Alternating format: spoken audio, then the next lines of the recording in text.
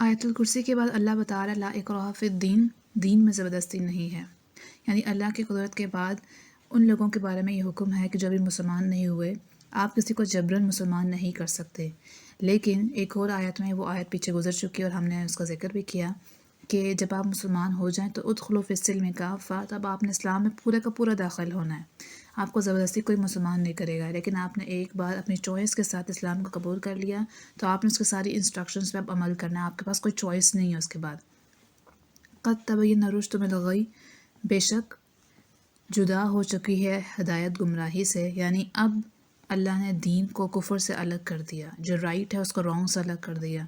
پھر جو کوئی اب نہ مانے طاغوت کو، شیطان کو، گمراہ کرنے والوں کو، اس میں آپ کے فرینڈز، آپ کے سب لوگ آ جاتے ہیں، ہر وہ چیز آ جاتی ہے جو آپ کو گمراہ کر رہی ہے ہدایت سے، اور وہ ایمان لائیں اللہ پر، تو یہ وہ لوگ ہیں جنہوں نے بالعروۃ الوثقی، اللہ کے حلقے کو مضبوطی سے پکڑ لیا۔ حلقہ کہتے ہیں کڑے کو، رنگ جو ہوتا ہے۔ تو جب آپ کسی جگہ سے گر رہے ہوں تو آپ اپنے آپ کو بچانے کے لیے کیا کرتے ہیں کہ آپ دیکھتے ہیں کہ فوراً ہاتھ میں جو چیز آ رہی ہے اس کو مضبوطی سے پکڑ لیتے ہیں۔ تو اسی طرح سے یہ دین جو ہے وہ ہمارے لیے عروۃ الوثقی کی مثال ہے، ایک کڑا ہے مضبوط، جس کو ہم گمراہی میں گر رہے تھے، طاغوت جو ہیں گمراہ کرنے والے لوگ ہمیں گھسیٹ کے لے کے جا رہے تھے گمراہی کی طرف، تو ہم نے اللہ کے دین کو، عروۃ الوثقی کو، حلقہ جو ہے اس کڑے کو مضبوطی سے پکڑ لیا ہے۔ اب ہمیں اللہ گرنے نہیں دے گا۔ لن فصام لہا، وہ ایسا، یہ دین کا حلقہ ایسا ہے، یہ ٹوٹنے والا نہیں ہے، یعنی اللہ آپ کو اب گرنے نہیں دے گا۔ واللہ سمیع علیم، اللہ سب کو جانتا ہے اور سنتا ہے۔ اب اس کے بعد جن لوگوں نے اللہ کے حلقے کو مضبوطی سے پکڑ لیا، اللہ کی مجالس کو مضبوطی سے پکڑ لیا، اللہ کے دین میں پورا کا پورا داخل ہو گیا اور اس نے کفر سے علیحدگی اختیار کر لی اور اس نے ہدایت کا راستہ پکڑ لیا، تو اب ایسے لوگوں کو اللہ اپنا دوست بنا رہے ہیں۔ اللہ ولی الذین آمنوا، اللہ دوست ہے ایمان والوں کا۔ اب آگے سے اس کے بعد اللہ سمجھا رہا ہے کہ جب وہ دوست ہے تو وہ کیسے آپ دوستی کا فرائض کیسے نبھاتا ہے۔ جو آپ کا دوست ہوتا ہے نا، وہ آپ کو ہر چیز میں سپورٹ کرتا ہے، آپ کو گائیڈ کرتا ہے، آپ کو کسی سچویشن میں گرنے نہیں دیتا اور ہر چیز میں آپ کے ساتھ ساتھ ہے۔ تو یہ ایمان کے ثمرات ہیں، یہ ایمان کے پھل ہیں کہ اللہ آپ کا دوست ہو جاتا ہے۔ اب وہ آپ کی دوستی کے فرائض کیسے نبھائے گا، آگے اللہ اگزامپل سے سمجھا رہا ہے۔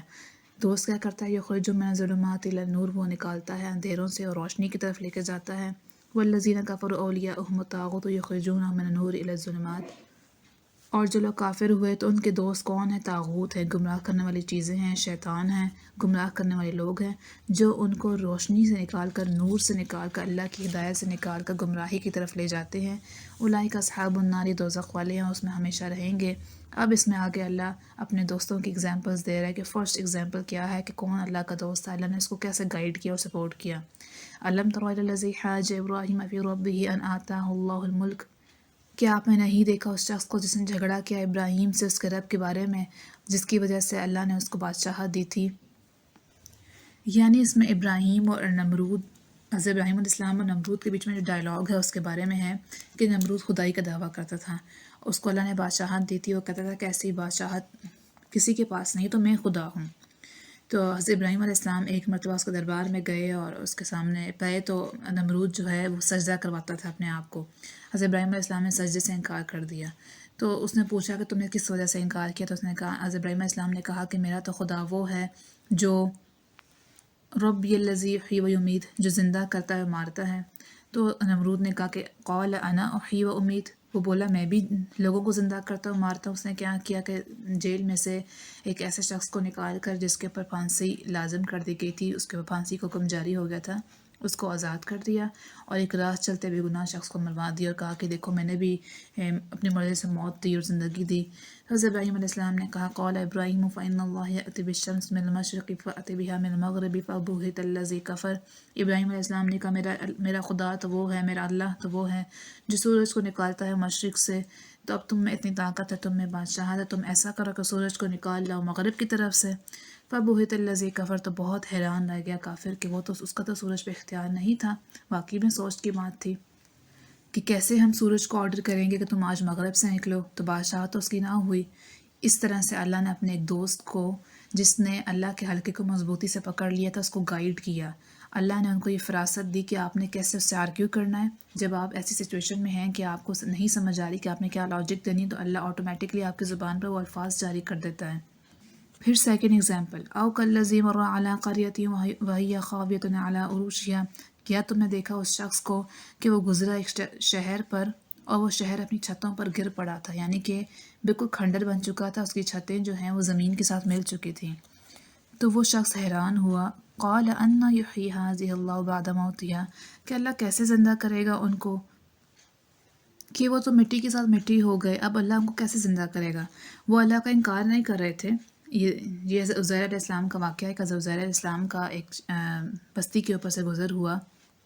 یہ اللہ کے پیغمبر تھے اور ان کو توریت جو ہے وہ زبانی یاد تھی، اور یہ جو بستی تھی یہ بخت نصر ایک بادشاہ تھا، کافر تھا، اس نے بیت المقدس کو ویران کر دیا۔ یروشلم جو ہے اس میں تمام لوگوں کو، جتنے بھی اللہ کو ماننے والے تھے، ان کو مار دیا اور تورات ساری کی ساری جلا دی، اور وہ شہر جو ہے بالکل ویران ہو گیا، اور حضرت عزیر علیہ السلام جو ہیں ان کو قید کر دیا۔ اس کے علاوہ بہت سے بنی اسرائیل کے اور لوگ بھی قید ہو گئے۔ تو حضرت عزیر علیہ السلام کسی طرح سے قید سے چھوٹ کے آ گئے، راستہ میں ایک شہر میں سے گزرے تو وہ بالکل ویران پڑا تھا، تو وہ سوچ میں پڑ گئے کہ اللہ کیسے ان کو زندہ کرے گا، مطلب کہ انسان کے مائنڈ میں کوشچن آتا ہے کہ کس طرح سے زندہ کرے گا۔ فَأَمَاتَهُ اللَّهُ مِئَةَ عَامٍ ثُمَّ بَعَثَهُ، تو اللہ نے اس شخص کو موت دے دی اور پھر اس کو مردہ رکھا 100 برس، اور اس کے بعد ان کو دوبارہ زندہ کیا۔ جب زندہ کیا تو کہا کہ تم کتنی دیر ٹھہرے رہے، کتنی دیر سوئے رہے۔ تو جب وہ ان کا انتقال ہوا تو اس وقت صبح کا ٹائم تھا، جب اللہ نے ان کو دوبارہ زندگی دی تو وہ دن کا شام کا ٹائم تھا۔ قال بل لبثت مئة عام فانظر إلى طعامك وشرابك لم يتسنى، تو انہوں نے کہا کہ میں تو دن کا کچھ حصہ ہی سویا ہوں گا، صبح سے شام ہو گئی۔ تو اللہ نے کہا نہیں، تم دیکھ لو، تم 100 برس تک مردہ رہے، اور اپنے کھانے اور پینے کو دیکھو کہ میں نے اس کو بالکل خراب نہیں کیا، ایسے ہی جیسے صبح سے شام کا جو وقت ہے اس کو دیکھ کے انہوں نے اندازہ لگایا نا کہ کھانا بھی خراب نہیں ہوا تو صبح سے شام ہی ہوئی ہوگی۔ لیکن اللہ نے کہا وانظر الی حمارک، تم اپنے گدھے کو دیکھو کہ ان کا گدھا بالکل ہڈیوں کا ڈھانچہ بن چکا تھا، مطلب اس کی صرف ہڈیاں رہ گئی تھیں۔ تو اللہ نے کہا اب دیکھو ہم اس کو کیسے جوڑتے ہیں۔ تو اللہ نے اس گدھے کو حکم دیا، اس کی ہڈیاں جو ہیں وہ پہلے اکٹھی ہوئیں، پھر وہ کھڑی ہو گئیں، پھر ان کا آپس میں مل کے ان کا ڈھانچہ بنا، پھر ان پہ گوشت آیا، پھر اس کے اوپر جلد آئی، پھر وہ زندہ ہو گیا، پھر اس کے اوپر ایسے ہی جس طرح حضرت عزیر نے اپنا بیگ ڈالا ہوا تھا، اس میں کھانا پینا ڈالا ہوا تھا، وہ ویسے ہی اس کے اوپر گدھے کے اوپر رکھ دیا جیسے وہ اس کو لے کے جا رہے تھے۔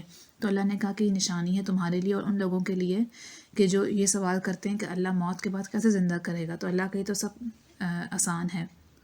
وانظر الی العظام کیف ننشزها ثم نکسوها لحما، دیکھو اس کی ہڈیوں کی طرف ہمیں کس طرح اس کو ابھار کر جوڑتے ہیں، پھر ان پہ پہناتے ہیں گوشت۔ یہ سب دیکھ کر وہ بولے ان اللہ علی کل شیء قدیر، کہ بے شک اللہ ہر چیز پر قادر ہے۔ اب تھرڈ ایگزامپل حضرت ابراہیم علیہ السلام کی، کہ حضرت ابراہیم علیہ السلام ایک مرتبہ سوچ میں پڑ گئے کہ اللہ کس طرح مردوں کو زندہ کرے گا، یعنی پیغمبر تھے۔ اب اللہ نے پیغمبروں کو اس طرح کی نشانیاں اس لیے بھی دکھائیں کہ وہ ان کے ڈاؤٹس دور کرنا چاہ رہے تھے۔ اگر پیغمبروں کے ڈاؤٹس کلیئر نہیں ہوں گے تو وہ ایمان والوں کو کیسے اللہ کی طرف لائیں گے اور کیسے ان کو کنونس کریں گے، تو پہلے اپنا ڈاؤٹ کلیئر کرنا لازمی ہوتا ہے۔ تو اللہ پیغمبروں کے ڈاؤٹ کلیئر کر رہے تھے۔ تو اللہ تعالیٰ نے حضرت ابراہیم علیہ السلام سے کہا کہ اے ابراہیم کیا تم کو مجھ پہ یقین نہیں ہے کہ میں مردے کو زندہ کر سکتا ہوں؟ تو حضرت ابراہیم علیہ السلام نے کہا قال بلی ولکن لیطمئن قلبی، کیوں نہیں، مجھے تو بالکل یقین ہے، لیکن میں دل کے اطمینان کے لیے چاہتا ہوں کہ مجھے کوئی نشانی مل جائے، کہ میں مطلب کہ وٹنس کرنا چاہتا ہوں، کوئی ایویڈنس میرے پاس ہونا چاہیے کہ اللہ کیسے زندہ کرے گا۔ اللہ نے کہا ٹھیک ہے، آپ 4 پرندے لیں، ان کو اپنے ساتھ خوب مانوس کر لیں، ان کو اٹیچ کر لیں، اس طرح سے اٹیچ کر لیں کہ جب آپ ان کو بلائیں ان کے نام سے تو وہ آپ کے پاس دوڑتے ہوئے آئیں۔ یہ 4 پرندے مور، مرغا، کوا اور کبوتر تھے۔ پھر اللہ نے کہا کہ ان 4 کو ذبح کریں۔ قال فخذ 4 من الطير فصرهن إليك ثم اجعل على كل جبل منهن جزءا ثم ادعوهن يأتينك سعيا، آپ ان کو ذبح کریں اور ان کے بدن کا، ان کے گوشت کا ایک ایک ٹکڑا ایک ایک پہاڑ پر رکھ دیں، یعنی 4 پہاڑوں پر 4 ٹکڑے۔ پھر آپ نے جن کے نام رکھے ہیں جس سے یہ مانوس تھے آپ سے، اس نام سے ان کو بلائیں، آپ دیکھنا یہ آپ کے پاس دوڑتے ہوئے آئیں گے۔ اور پھر انہوں نے ایسے ہی کیا، تو جب انہوں نے ان کو آواز دی تو ایک دم سے اٹھ کھڑے ہوئے ان کے پاس دوڑتے ہوئے آ گئے جس طرح سے وہ ان کے پاس آتے تھے۔ وَعَلَمْ أَنَّ اللَّهَ عَزِيزٌ حَكِيمٌ، اور جان لیجئے کہ اللہ بے شک زبردست ہے اور بہت حکمت والا ہے۔